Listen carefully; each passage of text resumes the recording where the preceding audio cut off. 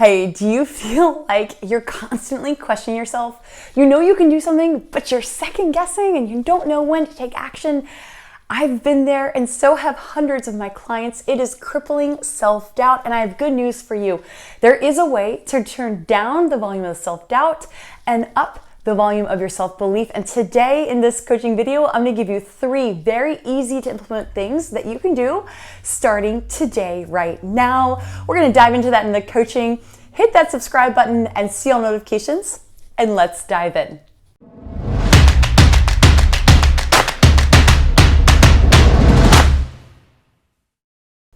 Hey, I'm your coach, your confidence coach, Trish Blackwell, and I'm so happy that you are watching this video because I want you to realize that you have the power. You've got the power to turn down the doubt and turn up the volume of the belief, of the confidence. Now, here's the first thing before we even get into our tips. The good news is this. You are not alone. I work with clients all around the world, high performers, from elite athletes to professional athletes to Olympic athletes to CEOs and million-dollar entrepreneurs.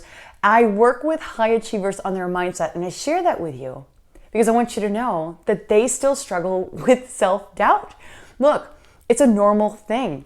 What's not normal is that we're not talking about it. So first and foremost, please rest assured that you are in good company.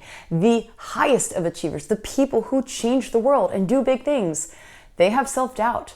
The difference is they don't stay stuck in it. They know what to do with it, and that's what you're gonna get as you watch this video. Let's dive into those 3 tips, and I have a bonus tip at the end for you. You're gonna want, it comes with a freebie, a gift from me to you. Make sure you hang tight for that as well. Okay, so tip number 1 is to choose which voice you want to follow. So as you've heard, that having that voice of self-doubt doesn't mean that you're not capable. It doesn't mean that you're inadequate. It doesn't mean anything. It's normal, but it's just a voice. Right now, the volume might be up high, and you get to choose in your mind which volume you're going to listen to. Are you going to listen to the positive volume, the potential, and the possibility, or you're going to listen to the negative what ifs and the self-doubt that spirals into fear and anxiety. So you essentially are at a crossroads today. And that's what I want you to ask yourself. Choose the voice that you want to follow. Do you want to follow the negative voice, the pessimistic voice, or the positive and optimistic one? It takes courage to be optimistic. It takes courage to think not just about the negative what ifs, but the positive what ifs. To not think about what could go wrong, but actually think about, wait a second, what could go right? So my friend, today I invite you into following the positive voice. So let's piggyback. Tip number 2 is, speaking of the fact that it takes courage to be optimistic.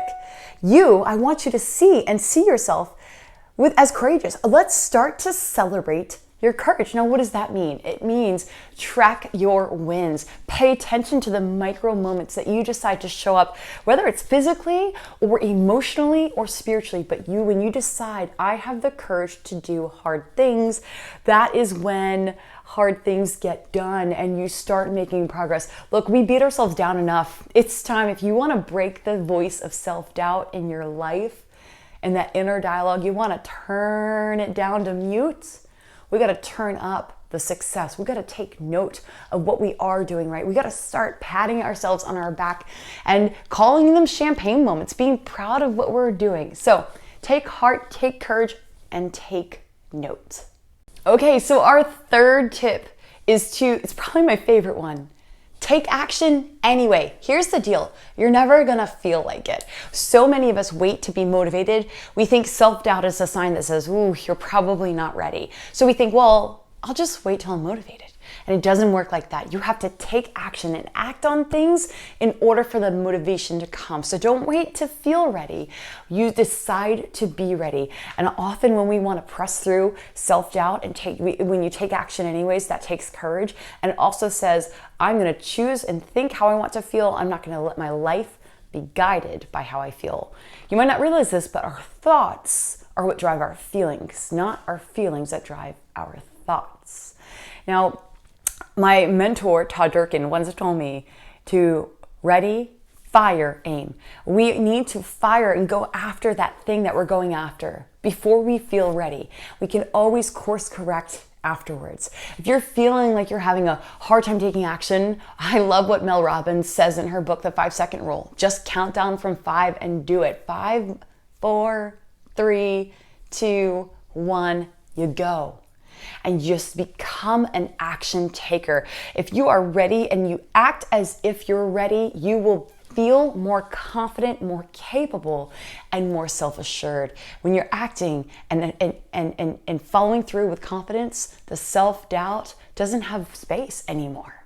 It's a pretty cool thing. Now, if you you like podcasts the way I like podcasts, I want you to hit the link below and check out the Confidence Podcast, episode 408.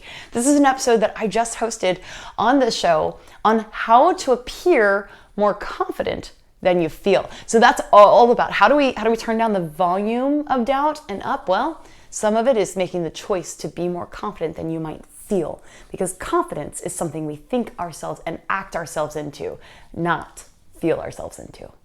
Okay, so we made it to the end of our 3 tips, but I promised you a bonus tip. Here's the bonus tip. Sometimes we've got to take that self-doubt and really take a look at it. And that means putting pen to paper, getting yourself a journal where you go old school. You write down your thought, that anxiety, that self-doubt, and you cross it out and answer yourself the way a coach would answer you.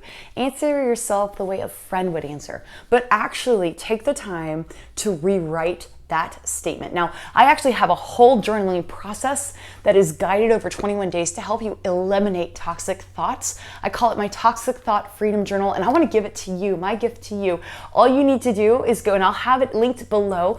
All you need to do though is go to trishblackwell.com/freedom journal, enter your name and email, and it's yours. You guys, I would love for you to hear from you in the comments below about which of these tips are you going to apply and put into practice today.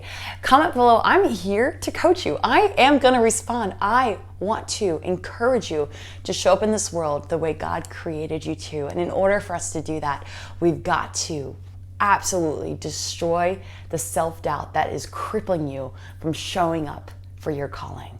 Guys, hit subscribe. I will see you in the comments, and I'll see you on our next coaching video here right on this station. Thanks for allowing me to be your confidence coach. I'm cheering you on. See you next time.